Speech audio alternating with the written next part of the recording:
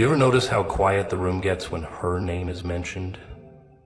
Like the air itself pauses just for a moment, as if it remembers something you forgot, something small, yet terrifyingly powerful. That little girl, they all think she's just a child, just a pair of soft hands, big eyes, messy dreams.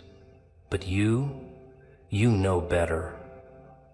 You've seen the storm behind her silence, the fire tucked neatly behind bedtime stories and scraped knees. They don't see it, but you do. You see what she's becoming, what she's been carrying without even knowing it. And it scares you, doesn't it? She's not here to follow rules. She's here to rewrite them. But they don't like that, do they? The teachers, the neighbors, the well-meaning relatives who smile too wide and whisper just a little too loudly when they think she can't hear. They all want her to be nice, to say yes, to raise her hand and wait for permission. But have you ever seen a storm ask before it strikes? No, because storms don't ask. They arrive, and she was born to arrive.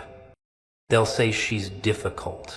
That's their favorite word for girls who refuse to be small. They'll say she's disrespectful when she questions their broken systems, their tired traditions, their cookie-cutter expectations dressed up in gold frames.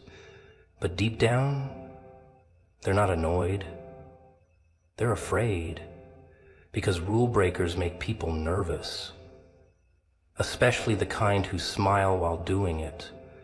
The kind who aren't sorry, the kind who don't flinch when the world snarls back. And she, your daughter, she's the kind who doesn't flinch. She was born into a game with rigged dice and outdated instructions. But instead of following along, she flipped the board before the first move. And now they don't know what to do with her.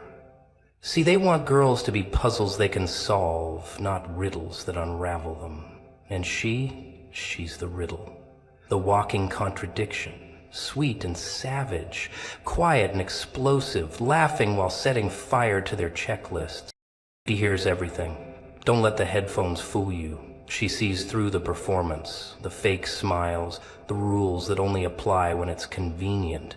She doesn't nod just to keep the peace.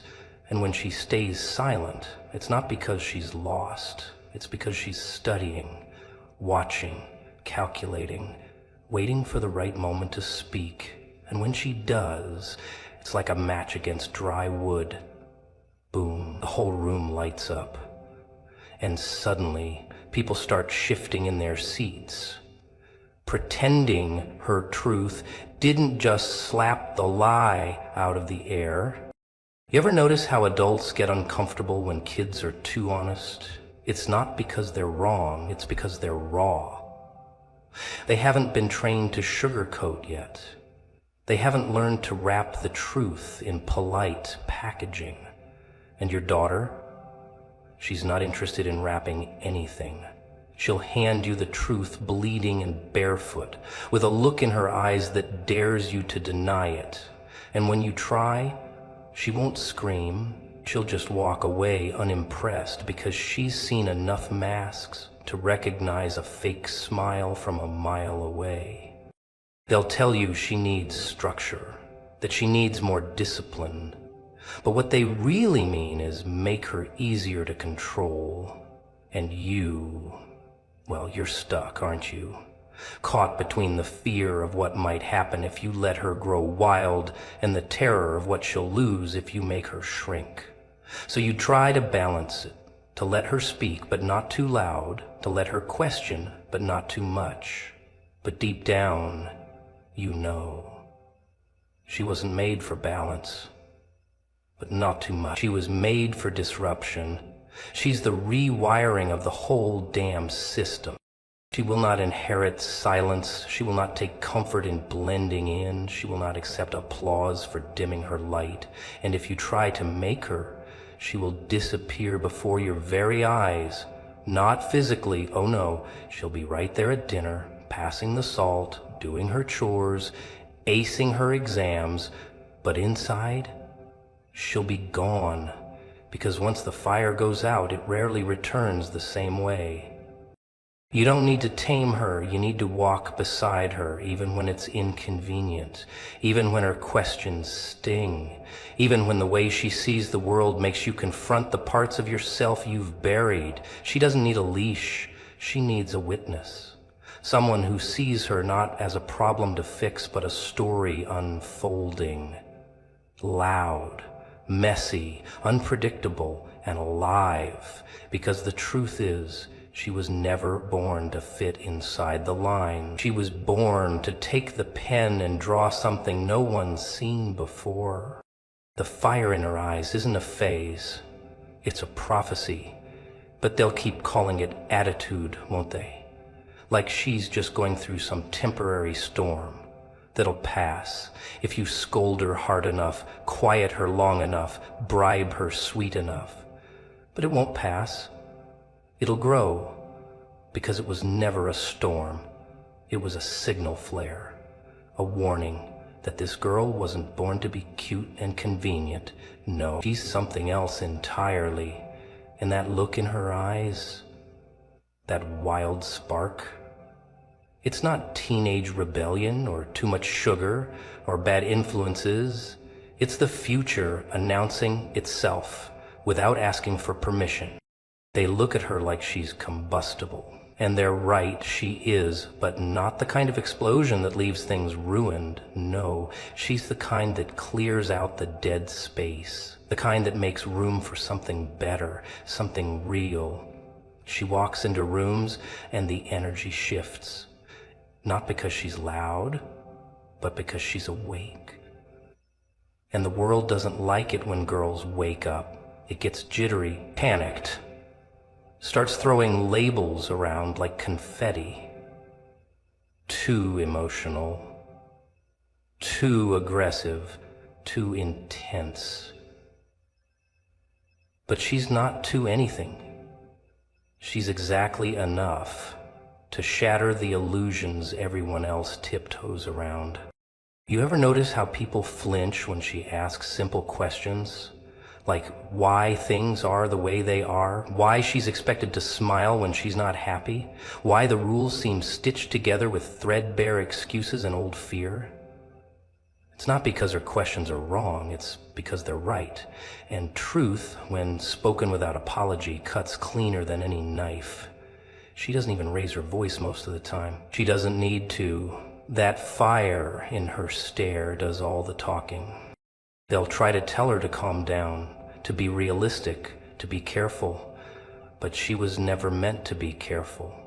She was meant to be clear. Clear about what she sees, clear about what she feels, clear about what she refuses to accept. And when you've been taught your whole life to doubt your own eyes, someone like her is dangerous because she doesn't doubt. She doesn't wait for permission. She doesn't seek approval. She knows. And knowing in this world, that's blasphemy when it comes in the form of a girl with fire in her chest and truth in her throat. She's the kind who walks past locked doors like they were made of paper. The kind who doesn't ask, "Am I allowed?" before taking her seat at the table. And when there's no seat, she builds her own. Out of scrap, out of rage, out of laughter, out of spite. She doesn't wait for a blueprint, she is the blueprint. And people fear what they can't copy or cage. That's why they'll try to tame her. But how do you tame a prophecy? How do you put a leash on something that was sent to lead? You weren't chosen to manage her, you were chosen to witness her. To stand in awe while she becomes what she was never supposed to survive. Every time they tried to shrink her, she grew louder. Every time they told her she couldn't, she did it anyway. And every time she breaks a rule, it's not for fun. It's because the rule was built to break her. She's not reckless. She's resistance. And resistance is holy when the system demands your silence. They'll call her fire a flaw, but what do they know about heat? They've never melted, they've never burned, they've never watched the world try to kill something inside them and fail. She has. That's why she glows when she's mad. That's why she laughs when they try to insult her. That's why she walks like she's got 1,000 ghosts behind her, all clapping in rhythm. She doesn't just carry her own power. She carries the ones who lost theirs and never got it back. And you, yes, you're part of it, whether you like it or not. You get a front row seat to the fire. You get to choose. Do you fan it or do you fear it? 'Cause either way it's coming. Either way it burns. And what it leaves behind is never ashes. It's always something new, something truer, something the old world can't touch. You weren't chosen to control her. You were chosen to protect her fire from being stolen. But oh, the irony, because the first thing they teach you when you're handed a girl with a wild stare and a stubborn jaw is to put the fire out, quieten it, tame it, dress it up in pink and politeness, tell it to cross its legs and lower its voice, make it acceptable, make it easy, make it small. Fire doesn't negotiate with fear, it devours it. She was born burning, and all you were supposed to do was shield the flame. But fear has a funny way of disguising itself as love. I'm only hard on her because I care. I don't want her to get hurt. The world won't go easy on her, so I have to be tougher. And just like that, fear becomes parenting.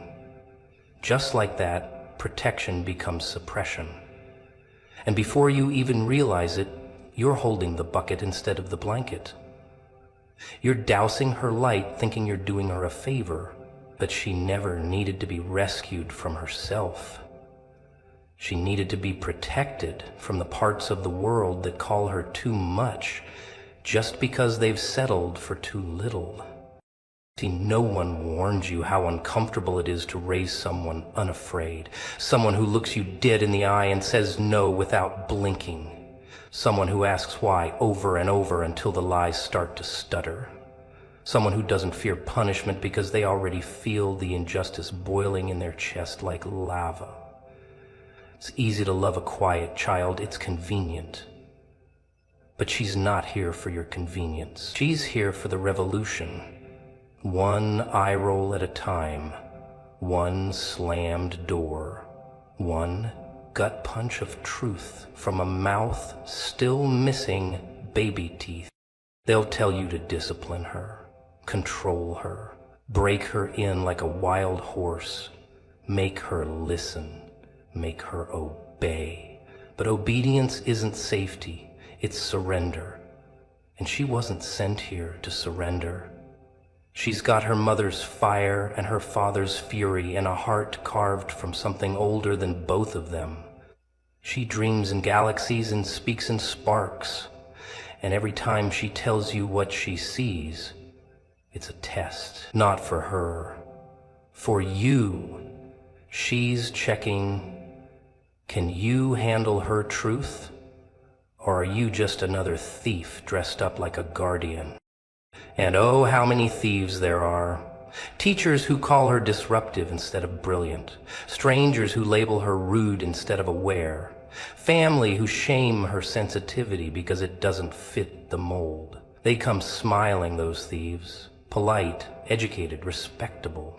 And they will steal her piece by piece, with every compliment that sounds more like a warning. You're pretty when you're quiet.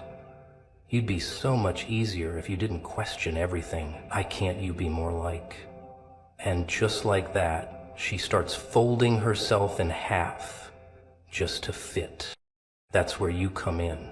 Not with rules, not with lectures, but with armor, with space, with hands that don't push her down, but lift her up, even when you don't understand the height she's aiming for. She doesn't need you to clip her wings. She needs you to build her a launch pad. She doesn't need correction, she needs direction. A map that doesn't lead her back to normal, but forward into the unknown where people like her belong. It's going to be messy. There will be fire alarms and eye rolls and long silences filled with the weight of unspoken rage. She's not going to say thank you every time you defend her. She might not even notice. But one day, when the world tries to shrink her and fails, when they try to dim her and she only glows brighter, when they realize too late that they can't control her because you never tried to, she'll know. She'll know someone saw her not as a problem but as a prophecy. Someone didn't mistake her flame for a flaw. Someone stood in the storm of her and said, "Let it rain." That someone could be you. It should be you. Because she's not going to make it easy, and she's not supposed to. She was never meant to blend in. She was made to stand out, burning, brilliant, and untouchable. Every time she questions authority, she's remembering her power. Not learning it, not developing it, remembering it. Like it's something ancient that's been sitting in her bones, just waiting for the right moment to crack through her rib cage and remind the room she's not here to follow the script. You see, little girls are born with rebellion coded into their DNA. It's not a glitch. It's the original blueprint. But the world starts the pruning early. Sit still. Be polite. Don't talk back. And they think that if they plant enough fear in her, she'll grow into something easy to manage. But she's not here for management. She's not a system update. She's the virus in the code. Every time she raises that eyebrow when someone says something normal, every time she pauses before saying yes just to taste the word no on her tongue, something ancient stirs. It's not defiance, it's resurrection. They see a problem child. What they're really looking at is a threat to the structure. An unpredictable crack in the foundation. A soft voice with sharp questions that make even grown men uncomfortable in their press suits and powdered pride. They want her to comply because they're terrified of what will happen when she doesn't. When she says, "Why should I?" and no one has a good answer. When she pushes back and doesn't apologize. When she walks into a room and owns it like she built it in another lifetime. They'll call it attitude. They'll say she's difficult. What they really mean is she's dangerous. Because she doesn't follow blindly. Because she wants reasons, not rules. Because she listens, then decides, instead of obeying like a wind-up doll with painted-on eyelids. And here's the part they really don't want you to notice. Every time they try to shut her down, it only makes her stronger. Not because she enjoys the fight, but because the resistance reminds her she's real. That her voice doesn't dissolve just because someone raised theirs louder. That being challenged doesn't mean she's wrong. It means she's worth reacting to. And once she figures that out, game over. The girl they tried to program becomes the glitch that crashes the whole system. Parents, teachers, strangers in checkout lines, they all look at her like she's broken. But broken girls don't ask questions. They stay quiet.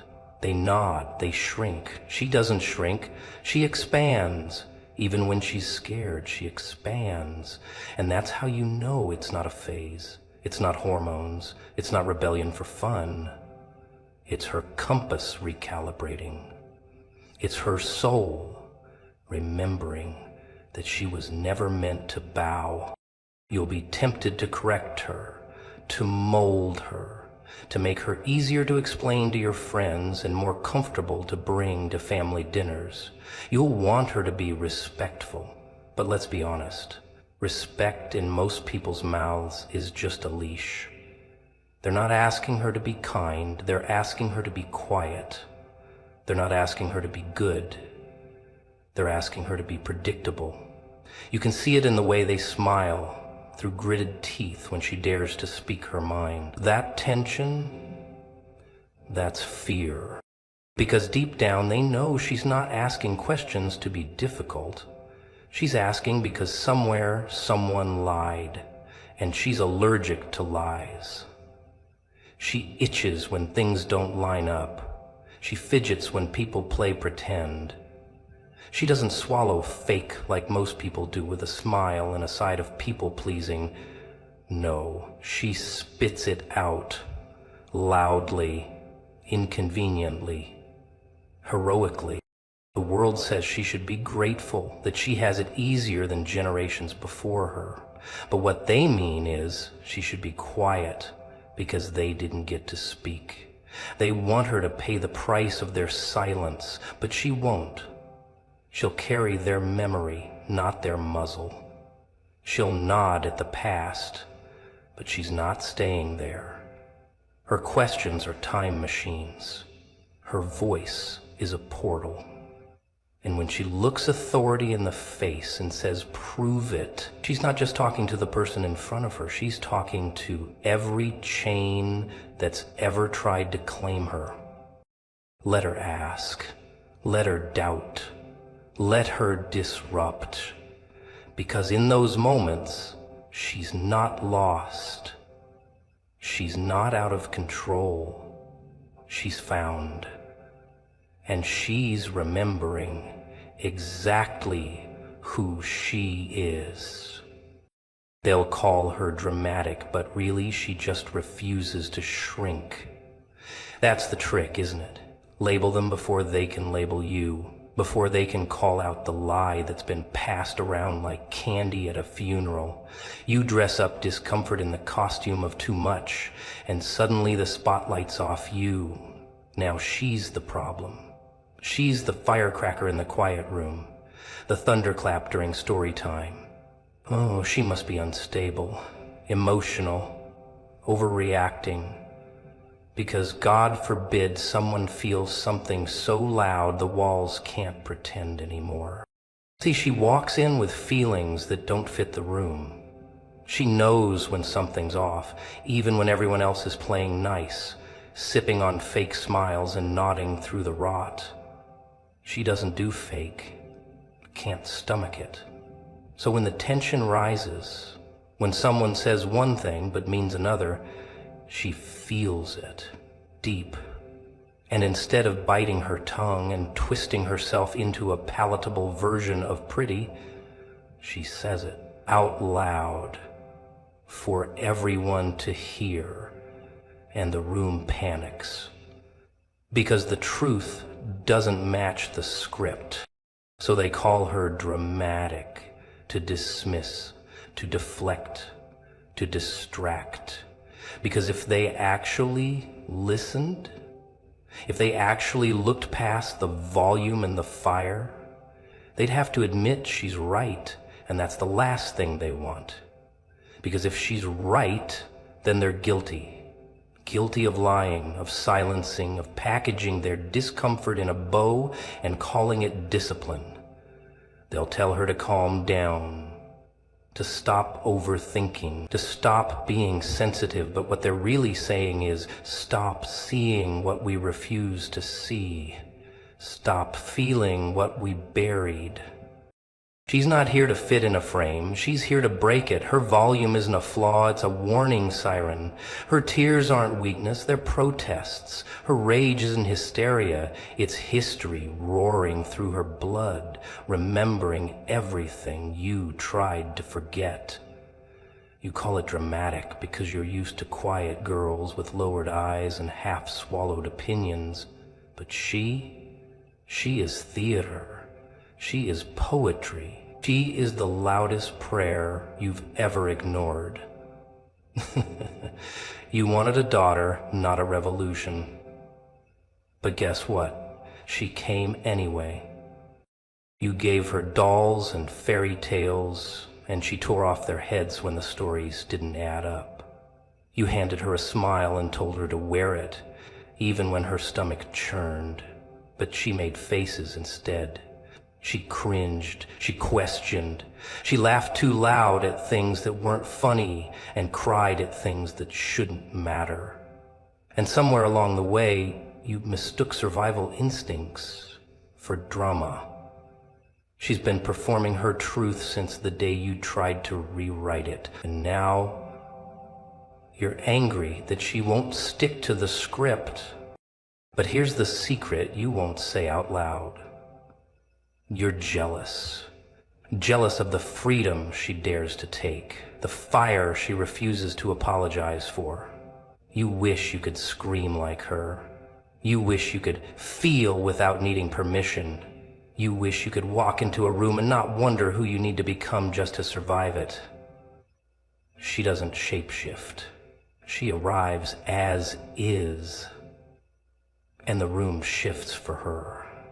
So when they call her dramatic, what they really mean is she notices, she cares, she burns. She won't stay quiet to keep peace that never included her in the first place. She is a symphony in a world that loves silence. And when they label her, when they whisper behind her back, when they laugh at her for crying too hard or yelling too loud, they're not mocking her. They're mourning their own lost voices. You don't tame a hurricane with a weather report. You don't explain away a wildfire with a diagnosis. She's not broken. She's just awake. And the world isn't used to women who don't blink, who don't bend, who don't ask for permission to be full-sized in a place that only makes room for shadows. Let them call her dramatic. Let them throw their tired words like stones. She'll collect them, build a throne, and scream her truth louder than ever. Because shrinking was never part of her story, and she won't start now. They say the world will try to tame her because it fears what she'll awaken. That's the real joke, isn't it? Everyone walks around pretending things are fine, pretending they've got it under control, pretending the machine is working just as it should, until someone like her comes along and smiles wrong, or worse, asks a question, and suddenly everything starts to shake, because she wasn't built to blend in. Oh no. She was born to disturb the peace that was never peaceful to begin with. See, people don't like being seen. They'll throw parties for lies, decorate them, pass them around like candy. But truth's ugly. It's loud. It doesn't wear makeup or fake apologies, and your daughter, she's truth wrapped in flesh and laughter and fury.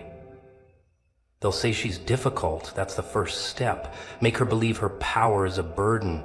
Make her believe her voice is too sharp, her questions too invasive, her light too blinding. Because if they can convince her she's the problem, they don't have to change a damn thing. But here's the delicious part.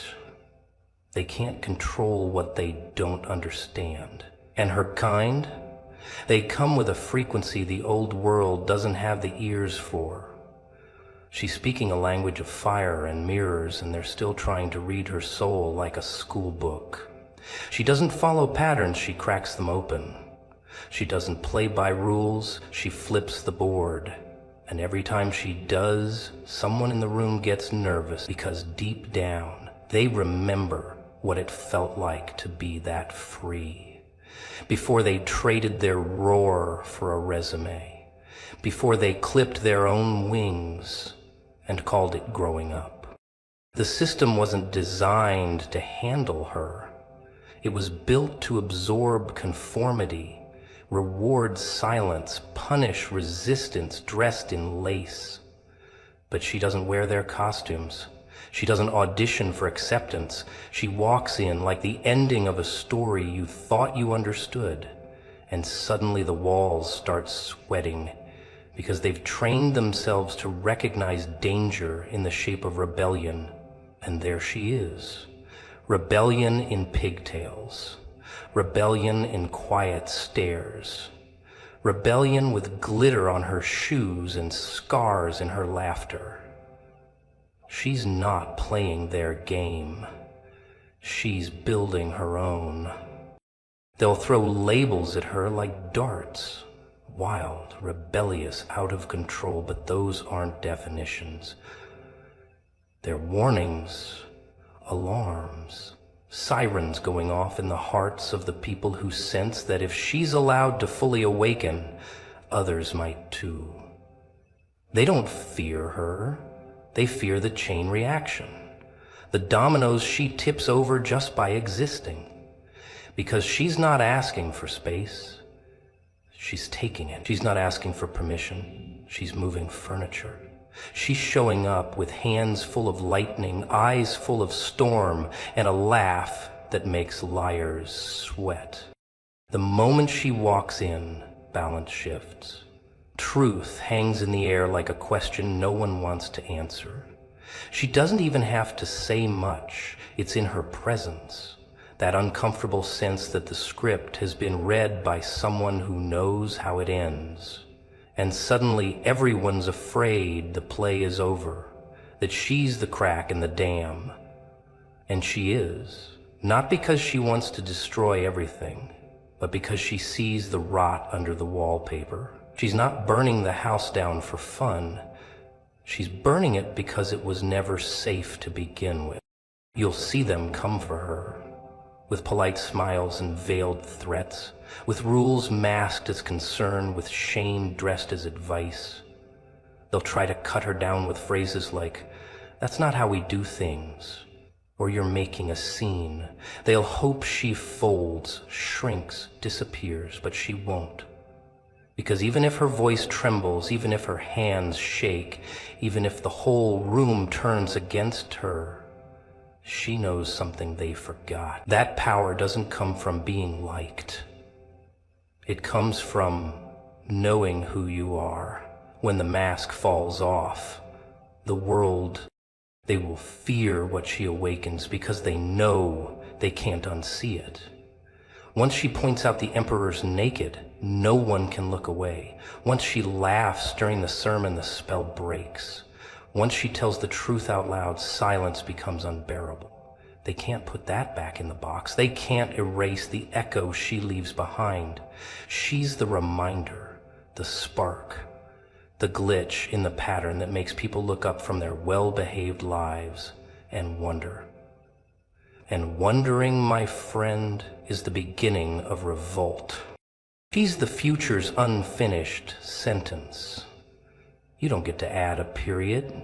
Oh, they'll try, with their rules and their norms and their small, scared ideas of what a girl should be. Wrap her up in a neat little box, stick a pretty label on it. Nice. Obedient. Appropriate. Seal it with expectations and set it on the shelf like a trophy. Done and dusted. But she's not a sentence you get to finish. She's a cliffhanger, a pause that makes you sweat, a story that refuses to end the way you planned. See, they thought they were writing her story. Every no they gave her, every eye roll, every time they said, "That's not for girls," or "Calm down," they thought they were etching the punctuation marks on her future. Dot, dot, dot. But she kept scribbling right over their edits. She learned early that silence is just a louder kind of scream. She listened to the subtext in their praise, the way they only smiled when she folded inwards, and it made her sick. Because she knew that shrinking to fit their comfort wasn't the same as being loved. But the world is addicted to tidy endings, neat conclusions, little girls who grow up into quiet women who smile at the right time and don't ask the wrong questions. That's the script, right? But she's not reciting your lines anymore. No, she's ad-libbing, improvising, ripping out pages and lighting them on fire. And guess what? The audience is leaning in, because deep down, even the ones clutching their pearls are bored to death with the same old story. She's dangerous not because she's angry, though she's allowed to be, but because she knows she's not finished. She knows she's not supposed to be. She walks into rooms with questions still forming, thoughts still exploding behind her eyes, and refuses to apologize for the mess. That's what they can't handle, the incompleteness, the fact that she's evolving right in front of them. No label sticks, no category contains. They want to close the book, but she keeps writing on the margins. And maybe, just maybe, she reminds them of something, of who they were before they got tired, before the world sanded them down into people-pleasing puppets, before they traded their wild dreams for quiet desperation. So they resent her for being loud, for being bold, for being free, because it shows them just how much they gave up. And resentment? Oh, it's a mask that fits like a glove when you're pretending to care. We just want what's best for her. Ha. That's the joke. What they really want is what's easiest for them. She's the kind of chaos that demands introspection, the kind that walks into tradition's temple and shatters every stained glass window with a laugh. She's not rude. She's real. Not rebellious. Just awake. And that's the problem, isn't it? Awake girls make sleepy people nervous because now they have to ask themselves why they followed the rules, why they killed their curiosity, why they whispered when they wanted to scream. She's not their enemy. She's their mirror. And the reflection is unsettling. They want to mark her with a final word, something heavy, something that sticks. They'll say she's too much, too loud, too emotional, too impulsive. But too much is just code for can't be controlled. And people don't like what they can't contain. They get scared, start locking doors, sharpening words, building fences around their small ideas and hoping she won't leap over them, barefoot, grinning, dripping with rain and rebellion. But she will. She always does. The story isn't over, and that terrifies them, because if she's not done, then maybe they aren't either. Maybe the sentence they settled for, "This is just the way things are," wasn't the ending at all. Maybe it was just a pause, a breath, a chance to pick up the pen again and start scribbling something real. And isn't that the scariest thing of all? That she might be the permission they never gave themselves, that her unfinished sentence isn't a warning, it's a dare. They all want her quiet, want her folded up like a love letter no one ever opens, stuck between the pages of someone else's story.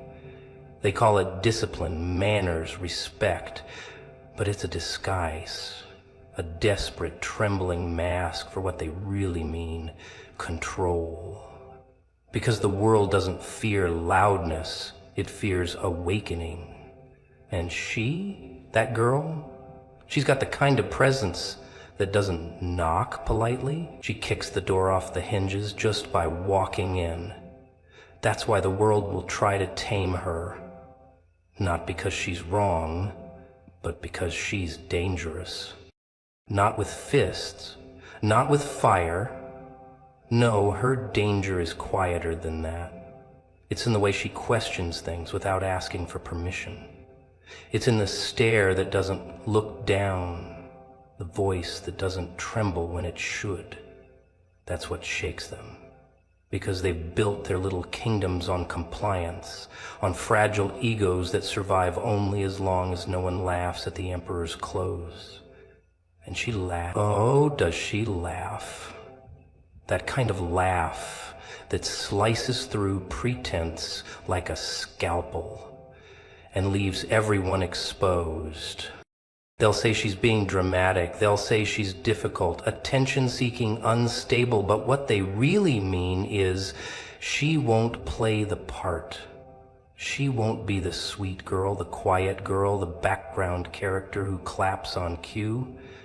And if you can't play the part, they try to cut the scene. Tone it down, they say, act normal. But she wasn't built for the script they wrote in fear. She was built for something raw, something realer. So they'll label her, stick names on her like warnings on a bottle. Too loud, too intense, too sensitive, as if her intensity is a fault and not a flare, as if her sensitivity isn't a weapon sharper than any blade. But here's the thing, they don't actually want her gone. They want her silent but present. They want her nearby, contained, dim, just enough that her light makes them feel warm but never challenged. They want to bask in her fire without ever risking being burned. But she was never meant to be a fireplace. She was always the wildfire, unpredictable, unruly, and maybe, just maybe, exactly what's needed, because every system that benefits from your silence will call your power a problem. They'll offer you pretty chains and call them compliments. You're so mature now, they'll say when you stop crying. You're so professional when you stop dreaming. But all that means is they've finally squeezed the wild out of you. She knows better. She sees the trap, the performance, the game, and she flips the board. She doesn't want to be admired if admiration requires her to shrink. She doesn't want love if love comes with rules taped to it. Be softer, be smaller, don't scare them. No, she'll take fear over fake love any day, because fear she can work with. Fear means she's making them feel, and if they're feeling, maybe they're still alive. And if they're alive, maybe, just maybe, they'll wake up. The world isn't broken because of girls like her. The world's been broken a long time because too many like her were smothered before they could speak, buried under politeness, buried under tradition, buried under you should be grateful. They say the past was simpler. It wasn't. It was quieter. And the quiet was never peace, it was pressure. And she's not interested in being anyone's pressure valve. She'll walk into rooms not to be liked, but to be felt. She'll say the thing everyone's thinking, but no one dares to voice. She'll cry loud and laugh louder and refuse to make herself palatable. Because if you have to be palatable to be accepted, then it's not acceptance, it's performance. And she's no performer. She's the truth with messy hair and unfiltered words and a heartbeat that refuses to sync with the ticking of anyone's clock. She's what happens when a soul remembers who it is before the world told it who to be. And the world hates that memory. Hates being reminded that the rules were made by frightened people in suits trying to keep order, not justice. Comfort, not courage. But she remembers, and her memory is contagious. Let one girl like her speak, and suddenly others start listening, start wondering, start asking. And the second you ask, the second you crack the surface, the illusion shatters. That's the threat. That's the terror. Because she's not just a girl. She's the beginning of a question you can't ignore once it's been asked. She doesn't walk into this world to fit. She walks in like thunder in a Sunday church, like graffiti on the clean white walls of a lie someone's been worshiping for far too long. And every step she takes, every breath, it dares you to remember what truth actually feels like. Not the polished kind. No, the messy, raw, inconvenient kind that makes your skin itch and your heart pound and your mind scream, make it stop. But she won't stop. Not now, not ever. Because the world will try to tame her, and she'll smile with blood in her teeth because they don't know. They never know. That what they're trying to cage isn't even flesh and bone. It's something older, louder, wilder, and it doesn't beg for permission. She knows exactly what they think of her. Too much, too intense, too aware. Like being awake is a crime and she's guilty with no chance of parole. They don't like it when she sees too clearly, when she speaks too freely, when she refuses to nod and smile and lie through her teeth just to keep the peace. But peace built on silence is just war with better marketing. And she's not here to be a billboard. She's here to be the storm that tears the signs down and dances on the ruins. She isn't just fighting for herself. She's fighting for every voice that choked back the scream, every pair of eyes that looked down instead of forward, every heartbeat that learned how to be quiet before it learned how to be free. She walks with shadows that don't belong to her and still dares to shine. And that kind of defiance, it scares them, because deep down, they know the system can't survive too many like her. 1, they can brand a rebel. 2, maybe a coincidence. But more? That's a movement. That's revolution in lipstick and sneakers.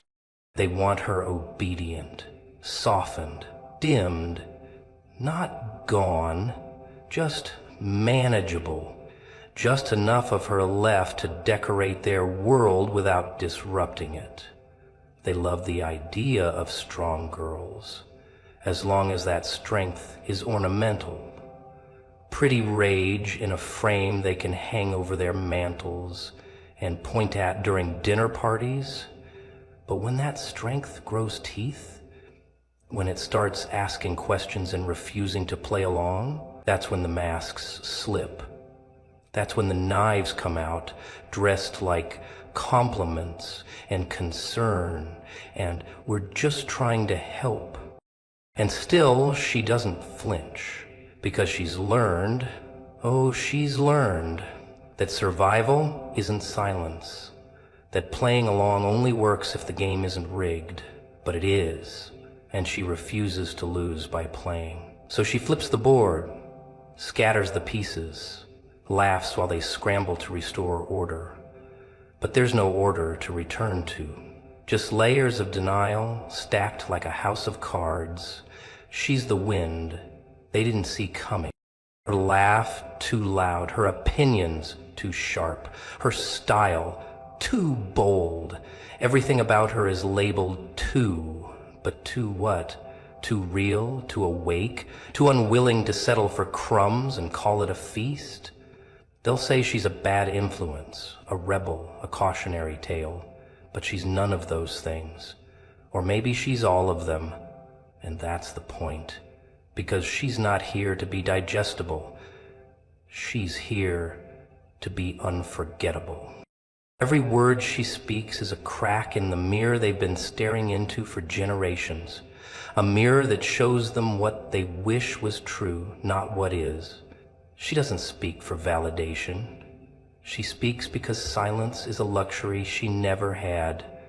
And now that she's found her voice, she will not trade it for comfort. She will not sell it for approval. Approval is currency for people still renting their identity. She bought hers with scars, and she's not returning it. Let them try, let them whisper, let them build walls out of opinions and expectations, and think she'll stay trapped.